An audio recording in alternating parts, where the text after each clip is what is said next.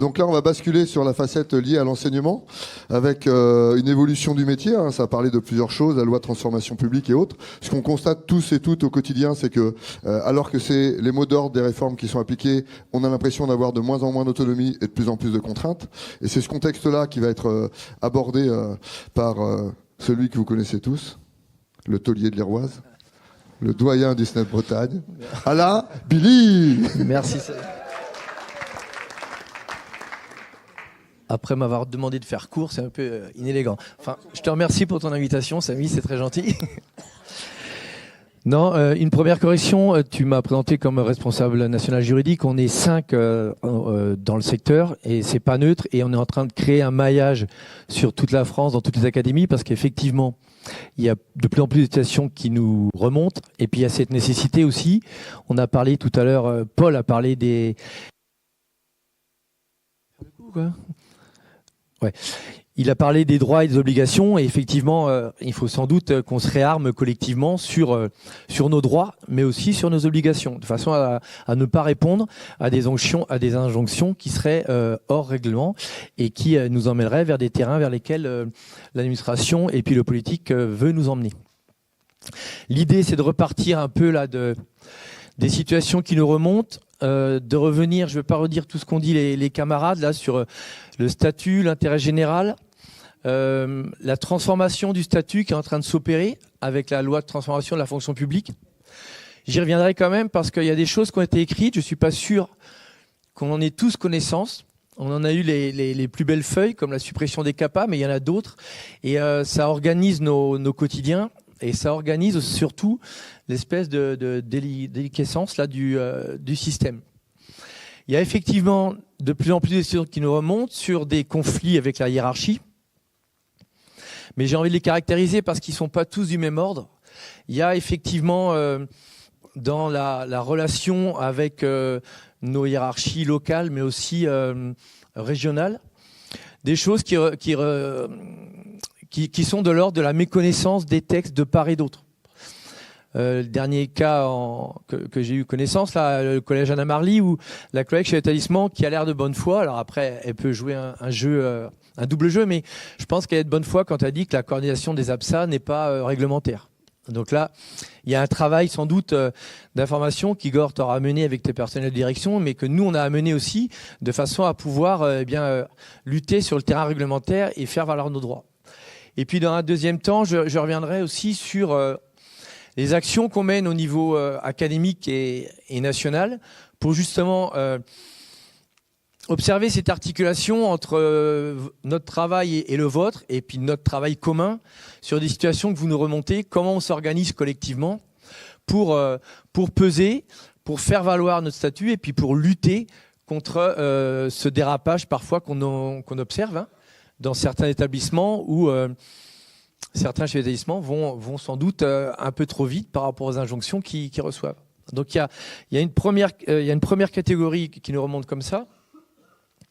La deuxième, elle est en lien avec les besoins et puis les moyens qui sont assignés à l'éducation nationale, qui sont, c'est pas un scoop, hein, mais on voit bien que, il y en a de moins en moins. Je pense aux IMP notamment. Et donc parfois, il y a des arbitrages dans les établissements qui font que les collègues étant mis en concurrence,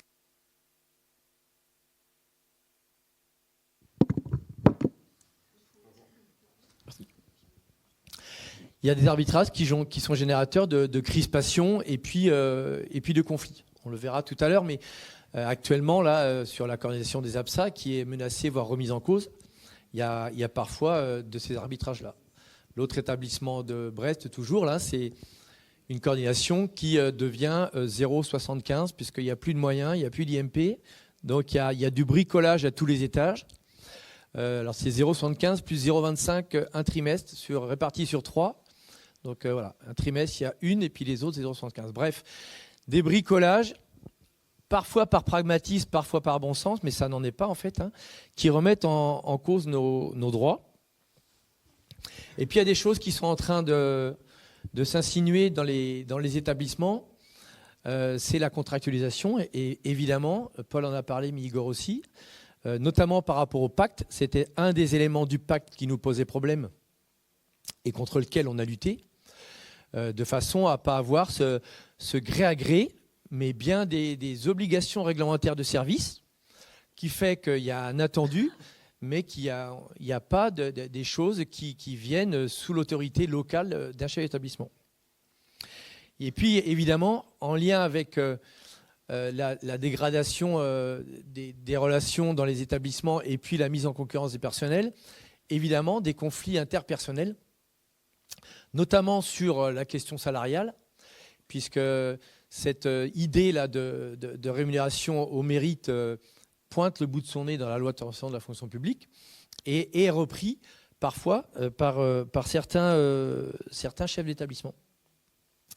Et puis, tout ce qui est de l'ordre de la remise en cause des droits existants, je pense au forfait d'AS pour les TZR, avec là aussi parfois une méconnaissance des textes, notamment celui de 2014. On a encore eu un exemple la semaine dernière dans l'académie où on nous rétorque qu'il y a un forfait dans l'établissement et qu'il doit se partager entre le collègue qui est titulaire et le collègue qui fait la suppléance. Ce n'est pas ce que dit le texte de 2014. Donc on a aussi des outils, la réglementation, qui font qu'on est plus apte et plus prompt à se défendre. Je le tease tout de suite, on fait des stages juridiques de façon à revisiter le statut, revisiter l'évolution du statut et puis nos droits et puis nos obligations. Il y en aura un dans l'académie le 2 et 3 avril. Je vous invite évidemment de façon à non seulement se réarmer sur nos droits, mais aussi à réfléchir à une éventuelle conquête de nouveaux droits. Puisque c'est comme ça finalement que le statut doit évoluer. Donc il y a sans doute une entrée en résistance sur l'évolution qu'on voit poindre et qui est déjà inscrite pour certains éléments dans la loi de transformation publique, mais aussi s'armer collectivement pour pouvoir en gagner des nouveaux droits. En lien avec ce qu'on nous demande et l'augmentation de la charge de travail. Je n'ai pas parlé hier en introduction de l'instauration d'IPAC EPS dans l'académie, mais on en a parlé largement sur les temps de pause et hier soir. C'est une charge de travail monumentale sur le corps d'eau, mais aussi sur l'équipe. Voilà, avec des éléments qui étaient pris avant par les corps d'inspection ou par les administrations, qui maintenant sont dévolus à l'équipe EPS. Et Alex, qui est correspondant IPAC pour l'académie, nous disait que dans le privé, ça ne se passe pas comme ça. C'est les secrétariats d'établissement qui font ce travail-là. Donc, nos interventions lors des dernières visios sur l'augmentation de la charge de travail et puis une pression supplémentaire sur les collègues, ce n'était pas une lubie, c'est une réalité. Et donc, il faut que, collectivement, face à ça, on s'arme. Donc, cette montée en tension, elle traduit sans doute un nouveau rapport au travail, de nouvelles relations dans l'établissement, j'en ai parlé, sous couvert d'évolution de contractualisation, de moyens un peu mis en berne, donc d'arbitrage qui se font parfois au détriment de la réglementation. Et puis, Igor en a parlé un petit peu et Paul aussi, sans doute une redéfinition aussi du rôle de l'administration, beaucoup plus verticale, beaucoup plus managériale. Le mot, il faut qu'on l'emploie pour mieux le combattre. Il y a aussi cette idée-là qui est parfois en progression chez nos collègues chez l'établissement. Et puis, un projet, tu l'as dit Paul, un projet néolibéral là, de redéfinition du service public avec sans doute un glissement, notamment pour certaines tâches vers le service privé. Voilà. Je vous lis quand même le programme d'action publique 2022 qui avait été écrit sous Édouard Philippe, puisqu'il y a beaucoup de choses qui ont été écrites en fait. Les objectifs ambitieux que nous nous sommes fixés en matière de réduction de la dépense publique impliquent de revoir profondément et durablement les missions de l'ensemble des acteurs publics que sont l'État, les opérateurs, les collectivités territoriales, les organismes de sécurité sociale. À cette fin, ce comité s'interrogera sur l'opportunité du maintien et le niveau de portage le plus pertinent de chaque politique publique. Cela pourra notamment le conduire à proposer des transferts entre les différents niveaux de collectivités publiques, des transferts au secteur privé, voire des abandons de missions. Donc tout est dit, tout n'est pas encore forcément mis en œuvre, mais il y a beaucoup de choses qui ont été dites. Et puis, il y a des choses qui ont été dites aussi dès 2017 par le candidat président Macron, avec 2 axes, moi, que j'ai retenus. Il y a d'autres qui ont été cités ce matin. Igor en a cité un autre tout à l'heure, là, sur la redéfinition de l'administration centrale. Très tôt, il a parlé, le candidat président Macron, de réduire l'action des corps intermédiaires. Corps intermédiaires, c'est associations et évidemment syndicats. Avec cette idée qui a pu séduire, mais je ne crois pas tant que ça, d'un dialogue direct entre l'État et chaque agent. Pied à pied, tu as dit tout à l'heure, Paul, ou gré à gré, avec donc la disparition des CAPA, avancement et promotion. Il reste des CAPA, mais les CAPA, évidemment, avancement, promotion, ont disparu. Et l'instauration de recours individuels. Voilà. Bon, on voit bien ce qui se trame, ça a été dit. Sans doute une peur de l'organisation collective qui était dans les statuts, loi 83, Anissé-Le-Pors, le paritarisme, avec la défense des intérêts privés de chaque collègue dans le cadre général. Et c'est ce qui se passait dans les CAPA. On avait au même moment et au même instant un dialogue avec le rectorat et les agents de l'administration pour faire valoir chacune des situations qui nous étaient remontées, mais dans un cadre général et au même moment. Là, on voit bien ce qui se passe maintenant. L'administration se réunit toute seule, elle prend des décisions, elle donne accès au recours individualisé des collègues. Et puis après, pour ceux qui l'ont un peu expérimenté, c'est souvent quand même le pot de terre contre le pot de fer. Comme ça qu'on dit. Hein, le pot de fer contre le pot de terre. Voilà. On verra tout à l'heure. Il y a quand même un espace dans ces recours. Sans doute, on ne les saisit pas assez. Il y a un espace. Il y a des recours qui aboutissent dans les 2 registres que je viens de citer. L'avancement, promotion. Donc peut-être que dans notre réarmement collectif, il faudra garder ça en tête. C'est sans doute un des éléments qu'il faudra réactionner entre nous. Bilan, donc une verticalité du pouvoir au-delà de notre champ de l'éducation nationale. Hein, le pouvoir s'est énormément verticalisé. Et puis, eh bien, une opacité et une inéquité des opérations qui aboutit en fait à une remise en cause de la démocratie sociale telle qu'elle était. Voilà. Avec remise en cause des droits et avec aussi, par rapport aux ambitions, et Paul en a parlé tout à l'heure, aux ambitions de lutte contre l'extrême droite et des droites dures. On voit bien ce qui s'est passé avec les manœuvres en plus depuis les législatives de 2024. Une remise en cause de l'intérêt général au profit de quelques-uns. Donc une mise à mal de la démocratie. Donc c'est sans doute contre ça qu'il va falloir continuer à lutter. Sur la loi de la transformation de la fonction publique, juste quelques éléments. Avec, je veux revenir sur deux titres, puisqu'il y a des titres de loi sans être trop technique, mais un des titres, c'est développer les leviers managériaux. Donc là aussi, tout est dit en fait. Hein. Cette loi doit être l'occasion de conforter les managers publics en développant des leviers qui leur permettront d'être de vrais chefs d'équipe, en développant le contrat, renforçant la hiérarchie au niveau de l'évaluation, de la rémunération, de l'affectation, et renforçant la hiérarchie dans son pouvoir de sanction. Donc ce que ça donne, le contrat au-delà du PAX, Samy, je crois que tu en as parlé en introduction, le statut qui lui est protecteur pour les collègues titulaires, eh bien, le développement du contrat, et je sais qu'il y a pas mal de contractuels dans la salle, voire de civilisation, le développement du contrat fait tomber quelques protections. Et dans l'académie, donc ça a été assumé par le recteur précédent,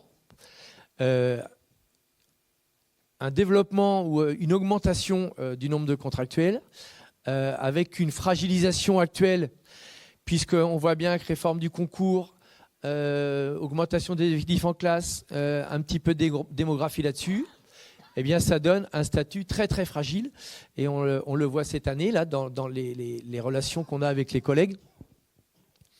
Et certains collègues le découvrent, puisque Comme nous sommes une académie hyper demandée et hyper chère en fait à obtenir, eh bien le contrat a pu apparaître pour certains comme une voie de stabilisation dans l'académie, ce qui est évidemment pas forcément le cas. Un renforcement de la hiérarchie au niveau de l'évaluation, de la rémunération, de l'affectation. Donc Paul l'a dit, avant on était sous le régime de l'ancienneté, qui garantissait une équité entre les collègues. C'est beaucoup moins le cas. On voit poindre là des questions de mérite. Dans le texte, évidemment, il y a la notion de généraliser l'entretien professionnel et d'apprécier la valeur professionnelle des fonctionnaires par le supérieur hiérarchique. Donc on voit bien dans le cadre du PPCR, même si syndicalement on a réussi à un petit peu minorer ces effets-là et à se battre, j'allais dire au quotidien, mais tous les ans, dans les groupes de travail qu'on a sur les lignes de gestion ministérielle et académique, avec l'idée de la prévalence de l'intérêt général sur justement cette histoire de dérapage au profit du mérite. Et puis enfin, sur ce premier titre, renforcer la hiérarchie dans son pouvoir de sanction.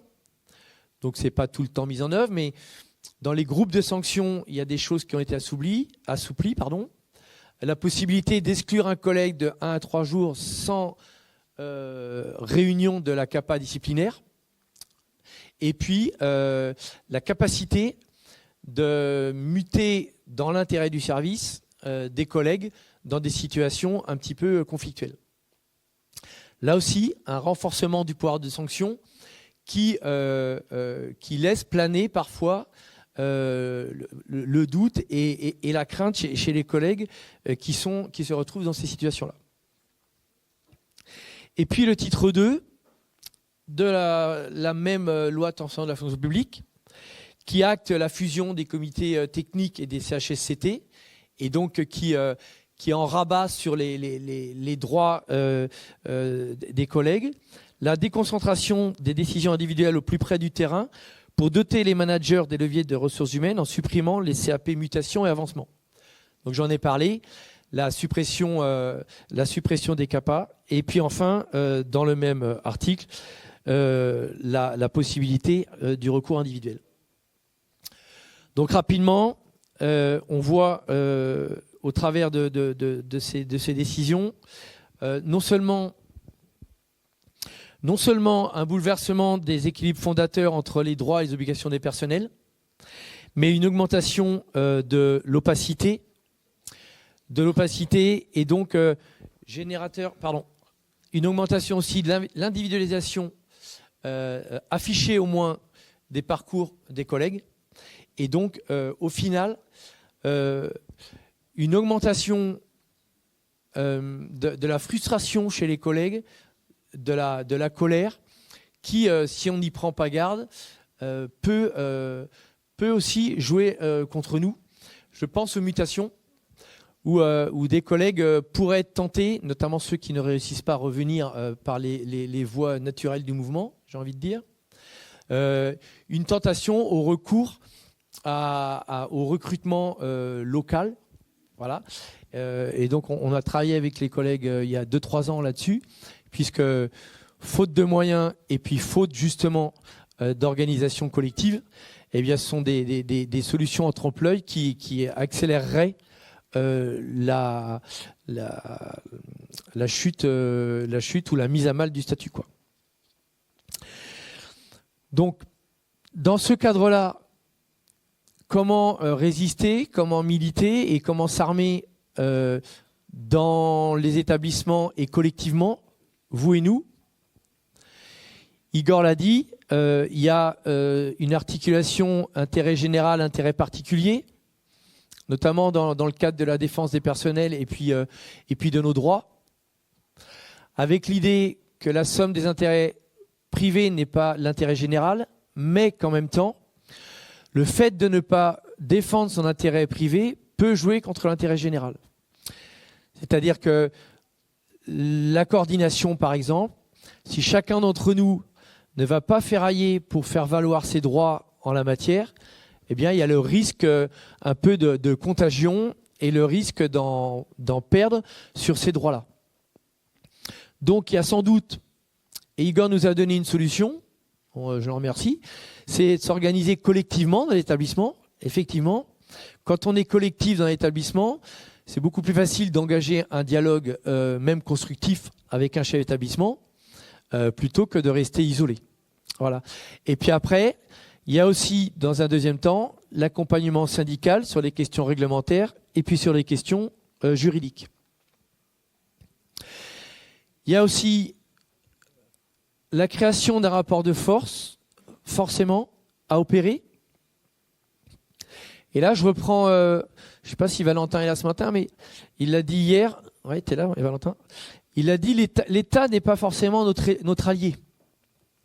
Et on le voit, nous, sur certains dossiers, il y a un durcissement de la position au sein des établissements, mais aussi rectorale et ministérielle, avec le